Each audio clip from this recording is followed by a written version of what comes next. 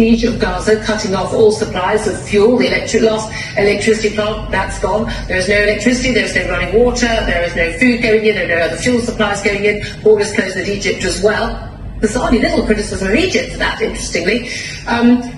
Is that, and while raining down missiles on buildings which they know are going to kill civilians, we know hundreds and hundreds of civilians have already died, many of them children, is that a reasonable, proportionate and moral response by Israel? There is some deep perversion in Britain whenever Israel is involved in a conflict, and it is the word you just used, proportionate, proportionality. Only Britain is really obsessed with this. I've heard it for the last few days incessantly. Proportionality in conflict rarely exists.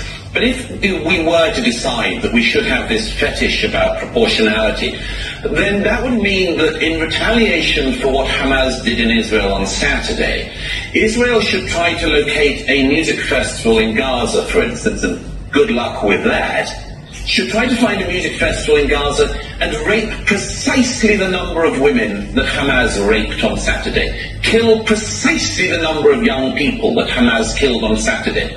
They should find a town of exactly the same size as a town like Sderot, where I've been many times myself, and make sure they go door to door and kill precisely the correct number of babies that Hamas killed in Sderot on Saturday, and shoot in the head precisely the same number of old age pensioners as were shot in Sderot on Saturday, just to choose one town. Proportionality in conflict is a joke.